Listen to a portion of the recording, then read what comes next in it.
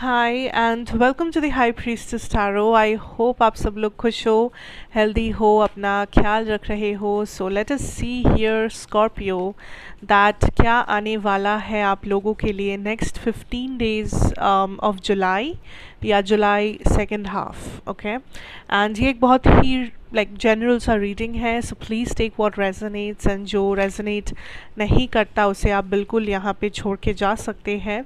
And मेरे बारे में इन्फॉर्मेशन आपको नीचे डिस्क्रिप्शन बॉक्स में मिल जाएगा, आप वहाँ से जाके देख सकते हो। Let's see what is coming for you guys Scorpio. Okay, let's start with your universal message that universe सबसे पहला क्या मैसेज आपको देना चाहते हैं for this 15 days। What is the message for my Scorpios here? We have find balance, number 2. So Tuesday important हो सकता है, number 2 important हो सकता है, but Scorpio, I feel like this is about this is a lot about your health. Okay, your health या आपका I'm also hearing spirituality, spiritual health, balance आपका और यूनिवर्स का जो कनेक्शन है वो connection to the source, because ये एक स्पिरिचुअलिस्टिक बैलेंस की बात हो रही है। This is not like money और लव और ऐसा नहीं, इट्स अबाउट स्कॉर्पियो। आपको जो समझना है इस वक्त कि कहीं ना कहीं आप थोड़ा सा अलाइनमेंट से बाहर जा रहे हो या आप अलाइनमेंट में वापस आ रहे हो। Because listen to this, because for some of you आप कुछ हेल्थ इश्यूज से गुजर रहे हो, ठीक है, ये फिज़िकल हेल्थ, मेंटल हेल्थ, कुछ भी, बट हेल्थ इश्यूज़ है ये। एंड ये इस वजह से हो रहा है क्योंकि आप अपने अलाइनमेंट से बाहर जाके कुछ कर रहे हो, आप किसी चीज़ को ओवर डू कर रहे हो। यू नो, जैसे एग्जांपल देती हूँ कि कुछ फूड है जो हमारे लिए बहुत हेल्दी है, लेकिन अगर उस फूड को हम लोग ओवर कंज्यूम करें कि हद से ज़्यादा खाने लगे तो वो ही पॉइजनस हो जाता है। वैसे ही कि कोई काम में भी आप हेल्दी ही कर रहे हो लेकिन आप उसे बहुत ज़्यादा कर रहे हो कि वो एक प्रॉब्लम बन रहा है, क्योंकि कोई भी चीज़ हद से ज़्यादा अच्छा नहीं होता, या कोई भी चीज़ हद से लाइक बहुत कम अगर आप करो, जितना ज़रूरी है उतना ना करो, तो भी वो अच्छा नहीं होता। तो ये है balance, and this is the balance you have to maintain. ठीक है, आप for some of you I also feel like आप खुद को स्पिरिचुअल मानते हो या आप कुछ स्पिरिचुअल प्रैक्टिस करते हो, लेकिन आप उसकी बराबर एक्शंस नहीं लेते। तो मान लो कि आप मेडिटेशन, जस्ट एन एग्जांपल, आप मेडिटेशन करते हो या आप योगा कर रहे हो, आप नेचर के साथ समय बिता रहे हो समथिंग, बट आप ग्राउंडेड हो, लेकिन एट द सेम टाइम आप कुछ ऐसा काम कर रहे हो जो बिल्कुल ऑपोजिट है, जो जिसमें कुछ पागलपन है, जिसमें कुछ मे बी एडिक्शंस है, या आप लाइक बहुत ही एक्सट्रीम में जा रहे हो। सो यूनिवर्स इज सेइंग कि ऐसा नहीं होता, you have to balance it out, you have to balance it out, कि आप एक्सट्रीम्स में जाके कुछ नहीं कर सकते, आप किसी चीज़ को ओवरडू नहीं कर सकते, आपको बैलेंस में रह के करना होगा। बिकॉज अगर आप एक्सट्रीम में चले गए तो ये प्रॉब्लम्स आने लगेंगे, हेल्थ में प्रॉब्लम, आपको कहीं पे भी सेटिस्फैक्शन नहीं मिलेगा, मे बी नींद आने में प्रॉब्लम, अपने पर्सनल रिलेशंस में प्रॉब्लम, मिसअंडरस्टैंडिंग्स होने लगेंगे लोगों के साथ। It's because of all this. तो इसमें कोई टेंशन वाली बात नहीं है, इट्स जस्ट दैट आपको बस अपना अलाइनमेंट ढूंढना है एंड बस उसके साथ बैलेंस मेंटेन करना है। अलाइनमेंट मतलब, अलाइनमेंट इज़ लाइक आपका जो यूनिवर्स के साथ एक कंफर्ट कनेक्शन है, वो जो हद है आपका। अब सबका हद, सबका बेंचमार्क अलग होता है, तो आपके लिए क्या हेल्दी है वो आप ही जानो, वो डिपेंड करता है आप कौन हो, क्या करते हो, आपका लाइफस्टाइल क्या है, वो हर किसी के लिए कुछ ना कुछ अलग होगा। सो डिपेंडिंग ऑन दैट एक बैलेंस मेंटेन करो अपने फूड हैबिट्स में, अपने डे टू डे लाइफस्टाइल में, अपने पर्सनल रिलेशंस में, हेल्थ के मामले में खास करके, mental health also. So you will find balance, you will find balance. तो बस अपना ख्याल रखो, that is it. Let's see your career. King of Swords.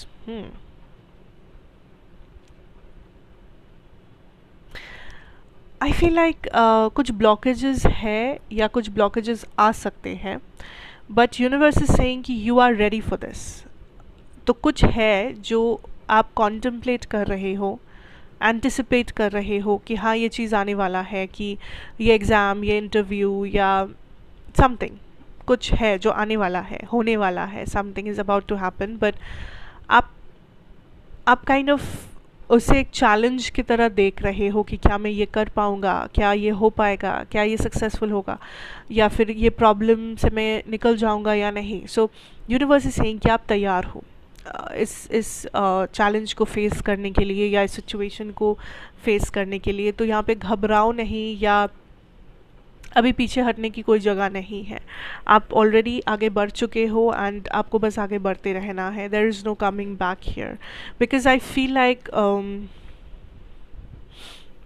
There is some kind of a clarity. Like आप अब एक ऐसे जगह पे हो जहाँ पे आपकी एनर्जी कुछ ऐसी है कि कुछ भी हो जाए देख लेंगे, कुछ भी हो जाए संभल लेंगे. अभी तो ठान लिया है, अभी तो डिटरमाइन हो गई हूँ मैं कि मुझे ये करना है, तो मुझे कोई नहीं रोक सकता. So you are like that कि कुछ भी हो जाए आप संभाल लोगे, कुछ भी हो जाए आप अपना काम, अपना आपका जो पैशन है या आपका जो डेडिकेशन है अपने काम के लिए, अपने एम्बिशन के लिए, आप उससे हटोगे नहीं. तो इट इज़ वेरी इम्पॉर्टेंट कि आप इस एनर्जी को मेंटेन करें, बिकॉज़ ये बहुत ही अच्छी बात है. आप काइंड ऑफ एक स्ट्रॉन्ग एनर्जी में हो जब करियर की बात आती है. एंड छोटे मोटे ब्लॉकेजेस या चैलेंजेस आ सकते हैं, लेकिन इन चैलेंजेस या ब्लॉकेजेस को ज़्यादा लाइक मैग्नीफाई करके देखने की ज़रूरत नहीं है. ये जैसे जैसे आएगा, बस इतना याद रखना कि आपके पास सब तैयारियां हैं कि आप इसका सामना कर सको. तो आपको बस सामना करना है, आपको डरना नहीं है, आपको ज़्यादा टेंशन नहीं लेना, आपको सोचना नहीं है. आपको बस जो जो एक्शन लेना है आप बस वो लेते जाओ, क्योंकि आप तैयार हो. Okay. And I also see इस टाइम पे आपके करियर में कम्युनिकेशन इज़ समथिंग जो बहुत इम्पॉर्टेंट रहेगा. तो आप किसी भी टाइप का कम्युनिकेशन जो पेंडिंग रह गया है आप उसे करिए. कोई भी टाइप ऑफ क्लैरिटी जो आप किसी से चाहते हो या आप किसी को कुछ क्लियर करना चाहते हो, आप डेफिनेटली वो करें. बिकॉज कम्युनिकेशन इज़ समथिंग जो आपका कोई प्रॉब्लम सॉल्व कर सकता है या आपके करियर सिचुएशन को थोड़ा आसान बना सकता है. तो किसी से हेल्प लेने में या किसी को रीच आउट करने में, किसी को कुछ बताने में, किसी से कुछ पूछने में बिल्कुल हेजिटेट नहीं करना है. अपने आप को कम्युनिकेशन वाइज ओपन रखना, जितना हो सके चीज़ों के बारे में डिटेल्स में जाके इन्फॉर्मेशन देना किसी को. बाकी सब is under control because you are in this magnificent energy जहाँ पे चीज़ें आप ऑटोमेटिकली आपके कंट्रोल के अंदर रख रहे हो. आपके अंदर वो स्ट्रेंथ है इस वक्त कि आप कंट्रोल में है, which is very nice. Okay, now let's see your love situation, जो कि हम लोग पहले देखेंगे आपका एनर्जी, उसके बाद आपके पर्सन का. Okay, for you we have the High Priestess. And आपके पर्सन के लिए है द 6 ऑफ वॉन्ड्स एनर्जी.